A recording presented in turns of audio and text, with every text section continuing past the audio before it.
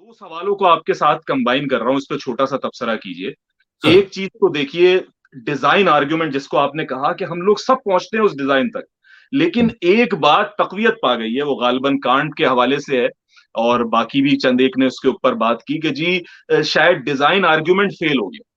ठीक है, यानी ये एक तासुर है जो लोग हम्म, हो जाते हैं और बाज मुसलमान भी इसमें बह जाते हैं, हाँ नहीं भाई डिजाइन आर्ग्यूमेंट पेश नहीं करो, डिजाइन हम्म, आर्ग्यूमेंट तो फेल हो गया, और इंतहाई नालायकी की बात है, तो इस पे एक तबसरा करें। दूसरा देखिए, एवोल्यूशन, यानी हम्म, एवोल्यूशन को दरअसल क्रिश्चियनिटी ने ईमान और इल्हाद का मसला बना दिया। हम्म, यानी उन्होंने ये कह दिया कि शायद अगर आप एवोल्यूशन को मानते हैं तो आप मोमिन नहीं हो सकते, हम्म, और अगर आप एवोल्यूशन को नहीं मानते, ठीक है, तो आप मुलिद नहीं हो सकते। तो ये उनका मसला था, लेकिन हमारे यहाँ जो एक पूरा तासुर है, हम जानते हैं कि हमारे यहाँ एक जो ज्यादातर तबका है वो तो बिल्कुल नहीं मानता, वो क्रिएशनिस्ट है। फाइन। हम्म, एक है जो कहता है कि जी एवोल्यूशन तो हुई है लेकिन वैसे नहीं हुई जैसे डार्विन ने की है, बताई है। ठीक है, फाइन। यानी आपको हर तरह का तबका मिल जाएगा। डॉक्टर इसरार अहमद ने अपनी जो इंग्लिश उनकी स्पीच है जो उन्होंने फिलोसोफर्स के साथ की है, इंग्लिश हम्म, कन्वर्सेशन है यूट्यूब पे, टू फॉर्म्स ऑफ नॉलेज, ठीक है, उसके अच्छा, अंदर उन्होंने पूरा बताया कि वो किस तरह से इर्तिका को मानते हैं। ठीक है, हम्म, लेकिन वो उस इर्तिका के कायल नहीं है। गांधी साहब भी इर्तिका की एक फॉर्म को मानते हैं, वो कुरान से जो है ना बता रहे होते हैं। इसी तरीके से जो प्रोफेसर अहमद रफीक अख्तर है, वो हम्म, तो गालिबन पूरे डार्विनिज्म को ही मानते हैं। हम्म, ठीक है, नहीं वो पूरे डार्विनिज्म को ऐसे के ऐसे ही तस्लीम कर रहे होते हैं। तो हाँ, क्या हम ये कहेंगे कि अगर उन्होंने जी डार्विनिज्म को मान लिया या एवोल्यूशन को मान लिया तो वो इस्लाम से बाहर होगा? यानी ये एवोल्यूशन क्या हम्म, खुदा पर, ये तो एक तो बात ये कि एवोल्यूशन सही है कि नहीं, इस पे हम कभी और बात कर लेंगे। हम्म, लेकिन ये कि एवोल्यूशन को मानना नहीं मानना या किसी और चीज से मानना मेरे ईमान का मसला हो सकता है कि मैं मोमिन हूं या नहीं, इस पर हम्म, तबसरा कर दीजिए। दो सवाल बिल्कुल ठीक है। पहला सवाल तो बड़ा जबरदस्त है आपका कि डिजाइन आर्गुमेंट जो है कई लोग कहते हैं कि फेल हो चुका है या उसका है। जवाब वो डिबंक हो चुका है, बेसिकली लोग कहते हैं। हम्म। तो मैं बड़ा इंटरेस्टेड हूं टू नो कि डिजाइन आर्गुमेंट कैसे डिबंक हो चुका है, मुझे आज क्योंकि तक नहीं मिला जवाब इसका, मुझे भी आज तक नहीं पढ़ समझ चुका आई हूं मैं कब को। डिबंक हो चुका है। यानी कि पिछले 150 साल में तो डिजाइन के the fact it looks designed को इतनी तकवीत मिली है बाय न्यू साइंटिफिक डिस्कवरीज। मैं आपको गिनवाना शुरू करूं तो the information in the DNA, वो डीएनए की इंफॉर्मेशन स्टोर कैसे होती है। डीएनए इंफॉर्मेशन क्या है कि लिटरली अजीम 4 लेटर्स पे बेस्ड एक लैंग्वेज है। 4 लेटर्स क्या है डीएनए के अंदर? वो 4 लेटर्स होती हैं बेसिस, प्रोटीन या कौन सी बेसिस होती है, adenine, guanine, thymine, cytosine. RNA के केस में इट्स यूरासिल। ये 4 लेटर्स के ऊपर एक लैंग्वेज है जो डीएनए है, पूरा कोड है। मान है जिसको सेल खुद समझता है, पूरी बॉडी बनाता है। ये डिस्कवर हो गई, पता लगा कि डार्विन क्योंकि सोचते थे, बहुत अजीम आदमी, बड़ा जबरदस्त दिमाग था डार्विन का। जबरदस्त आदमी।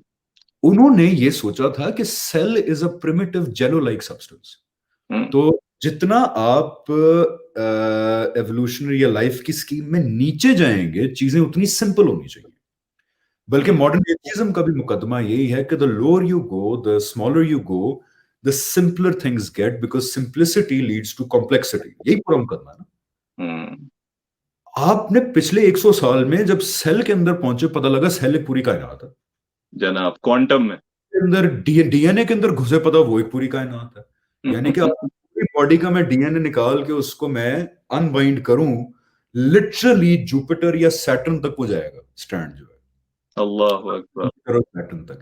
मतलब बिल गेट्स इज सेइंग कि the most efficient language and storage mechanism that we have ever seen, ठीक है, ये निकल आया सेल के अंदर। उसके बाद आप कायनात की तरफ गए। कायनात क्या है? क्या खलंडरे का खेल है? क्या एक मादे का पलंदा है?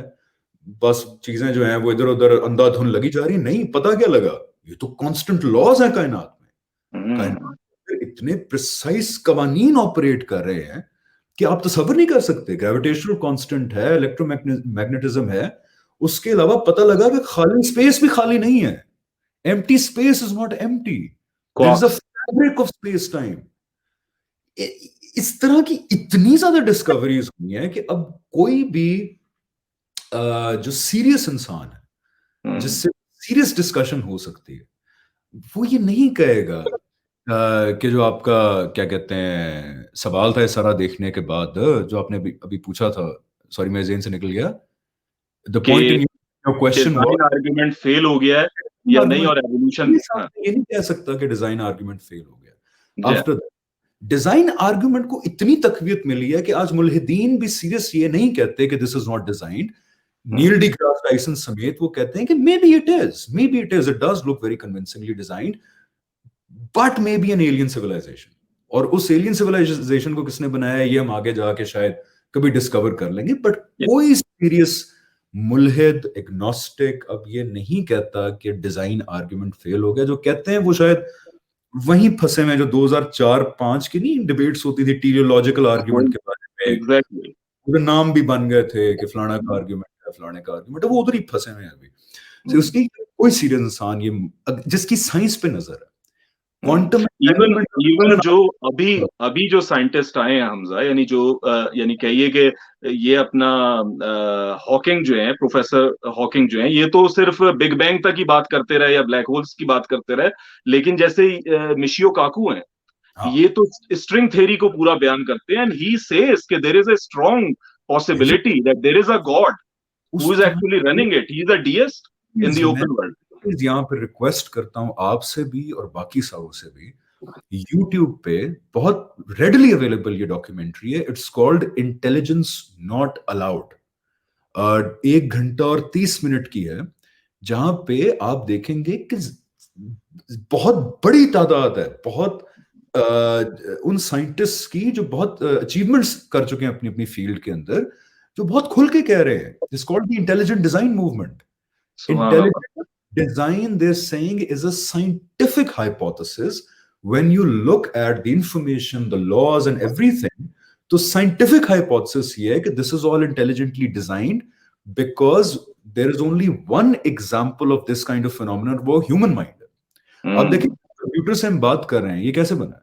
एक लैंग्वेज हमने इन्वेंट की जिसके 2 डिजिट्स हैं, 2 उसके लेटर, बाइनरी 0-1, मेरा मैथ, आपका कंप्यूटर, पूरी दुनिया का internet, animations, video games, TV, हर चीज की नीचे बेस पे क्या है? Binary language, 1 and 0, 2 letters.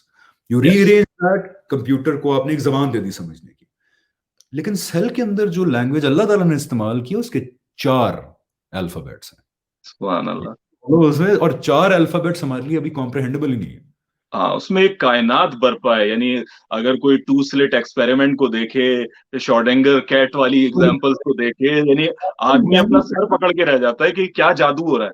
आप देखिए क्वांटम एंटेंगलमेंट, जिसको आइंस्टाइन ने कहा था spooky action at a distance, quantum entanglement, इस तरह के इतने फिनोमेनन है कि I'd be surprised अगर कोई आदमी मुझे आके कहे कि डिजाइन आर्गुमेंट फेल हो गया, तो he will have all my ears because I'd want to know कि what did I miss out on, कौन सी ऐसी डिस्कवरी आ गई कि डिजाइन आर्गुमेंट जो फेल हो गया। And don't get me wrong, I am not saying कि it's complex, it looks designed, that's why God, no, I am not saying that, I am saying it looks designed. How about कि आप seriously फिर सोचें कि may be it is designed, और उस direction में rationally जाएं तो सही। हमने इतना कर दिया है कि जब आप इंटेलिजेंट डिजाइन कहते हैं तो लोग कहते हैं गॉड, देखा आप मजहब को घुसा रहे हैं, मजहब को घुसा रहे हैं। Intelligent design movement is a scientific movement which is being led by scientists, especially in the US, जो ये कह रहे हैं कि design is now a scientific, not just a possibility, but the only answer that could satisfy जो हमारे scientific questions हैं। तो ये तो बहुत ही एक बड़ी बात, बहुत ही पैटी सा आर्गुमेंट होता है कि जिस्म के अंदर जो वो ऑर्गन है उसका कोई यूज नहीं है, अगर ये इंटेलिजेंट डिजाइन होता तो ये ना लगा होता। कम ऑन मैन, यानी we know the pixel, Allah knows the picture।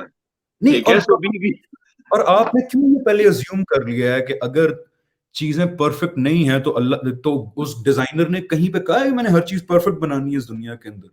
हाँ। आपने खुद कर लिया, क्योंकि हमारा देखे ना, हम बिलीवर है on a designer, on a creator, हम कुरान पे बिलीव करते हैं। हमारा तो मुकदमा ही ये है कि ये दुनिया इम्तिहान के बेस पे खड़ी है, हमारा तो मुकदमा ही ये है कि दुनिया इम्परफेक्ट है, हमारा मुकदमा ये है कि इस दुनिया में टेस्ट हैं, ट्रायल्स हैं। अल्लाह ताला कह रहा है कभी मैं बीमारी से आजमाऊंगा, कभी पॉवर्टी से, भूख से आजमाऊंगा, कभी डर से आजमाऊंगा। तो हमारा मुकदमा ये है कि दुनिया इम्परफेक्ट है।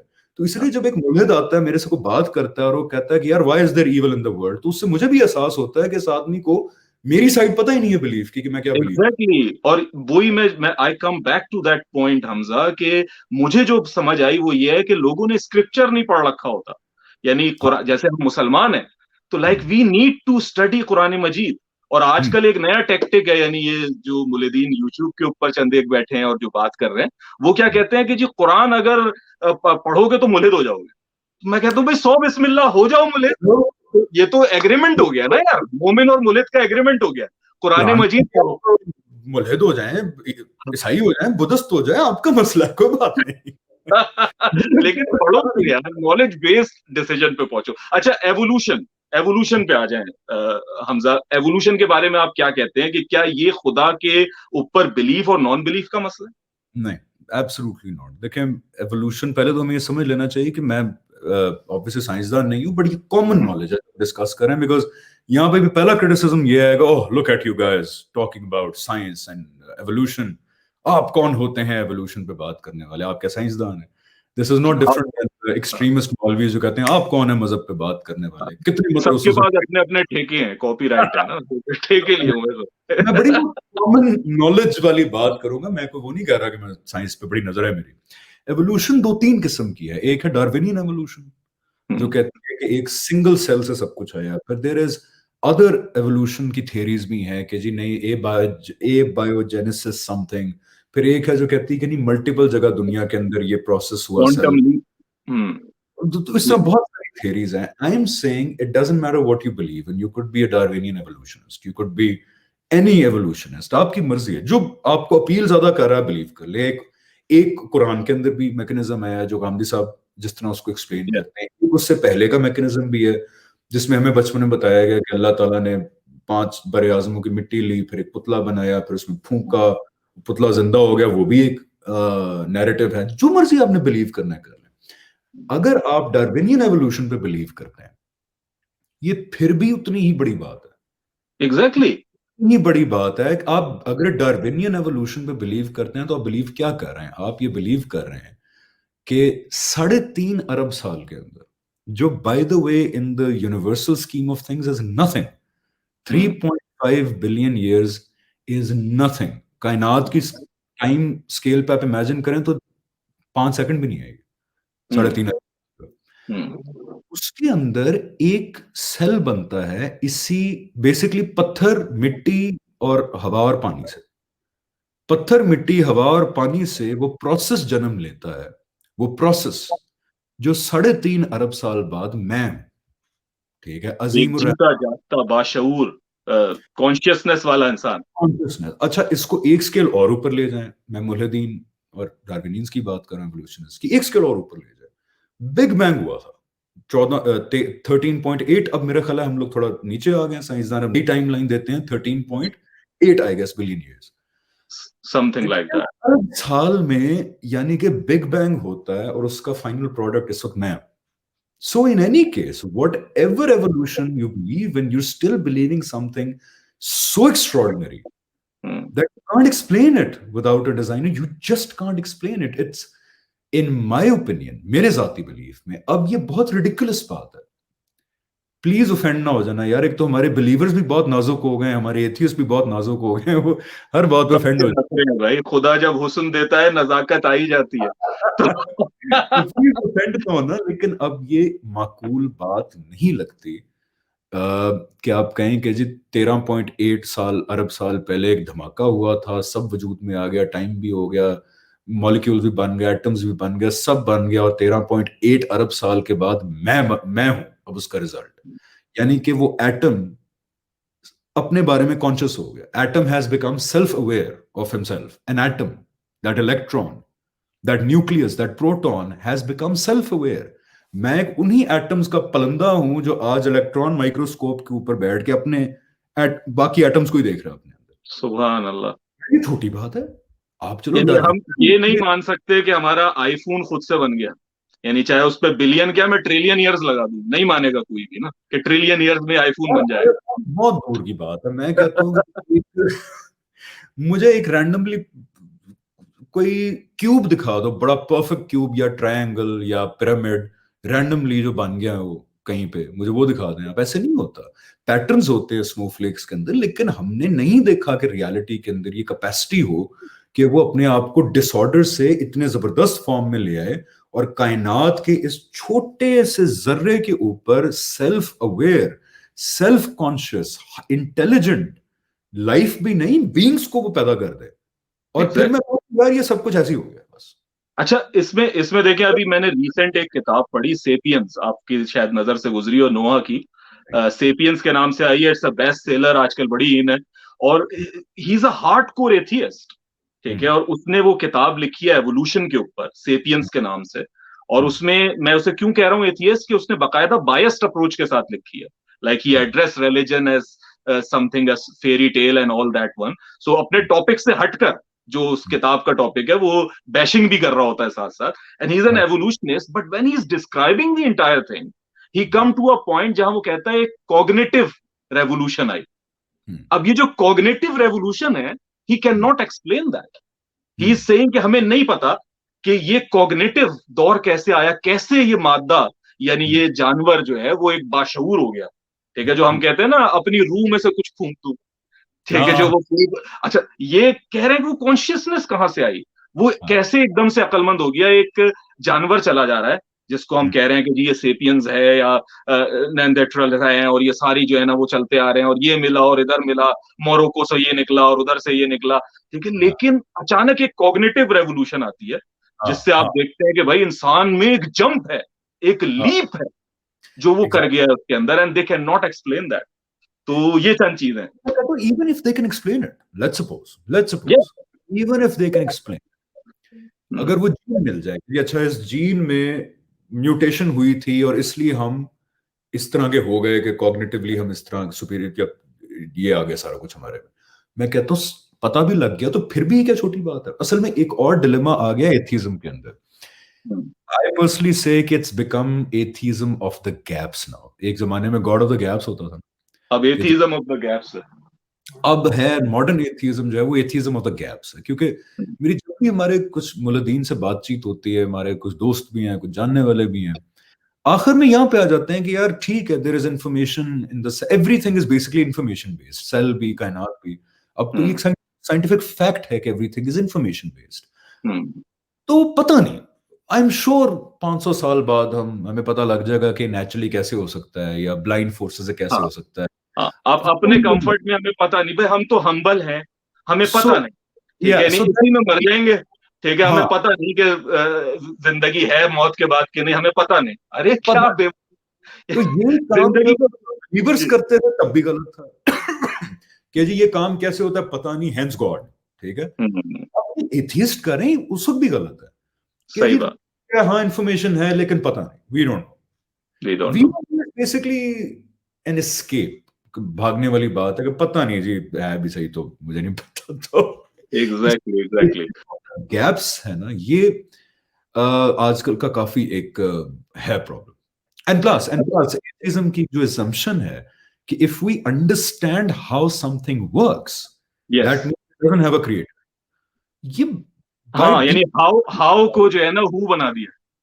ہاں, مطلب گاڑی کیسے کام کرتی ہے مجھے سمجھ آ گیا کہ مطلب یہ تو نہیں کہ اس کو بنایا کسی نے نہیں ہے.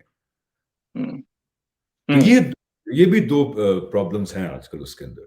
اچھا, just answering your Darwinian evolution کا thing, کہ even if you do believe in Darwinian evolution, if you believe in any evolution, just sit down and think seriously about what you genuinely believe in. کہ اگر آپ یہ بھی کہتے ہیں کہ 3.5 ارب سال میں ایک سیل میں بن گیا, تو وہ اتنی ہی بڑی بات ہے کہ جتنی خدا کے ہونے کے اوپر انسان بلیو کرتا. So still some چکر یہ ہے کہ ہم اگر کسی میریکل کو دیکھ لیتے ہیں نا تو وہ ہمارے لیے میریکل نہیں رہتا, ورنہ جو بچے کی پیدائش ہے. میں کہا تھا کہ technology sufficiently advanced enough is indistinguishable from magic. یہ آرتھر سی کلارک نے کہا تھا, آرتھر سی کلارک نے کہا. Very wise words. I never heard it before, لیکن یہ بالکل صحیح بات واقعی ایسا ہی ہے. Like it's miracles. Just because we understand something کا مطلب یہ نہیں کہ اس کو بنایا کسی نے نہیں ہے. یہ ایک ذہن ہے ہمارے اندر کہ اب ہمیں سمجھ آ گئی ہے کہ گریوٹی کیا ہے, پلانٹس ہیں, ہم نے کچھ کائنات ہلکی سی دیکھ لی ہے. Hence therefore no need of God. Therefore of God, and I'm like, how are these two things connected? मतलब इसका क्या Yes. मतलब है? हाँ, चले खैर आगे बढ़ते हैं। अच्छा, अपने नाजरीन को मैं बता दूं कि इंशाल्लाह इसके ऊपर एक अलग से प्रोग्राम का भी इरादा है सबूर अहमद के साथ। सबूर से आप वाकिफ हैं, एक बड़ा दाई हैं वो, दोस्त हैं मेरे, और वो एवोल्यूशन के एक्सपर्ट हैं। और he is doing his PhD, I think he has completed his PhD on biology and all that one. So inshallah I will talk to him on this very topic, और हम उस सारी बातों को लेके आएंगे। तो मुझे बताइएगा कि एवोल्यूशन से क्या सवाल आते हैं आप, क्या आपसे पूछूंगा भी मैं पहले, और फिर उससे बात करेंगे इंशाल्लाह।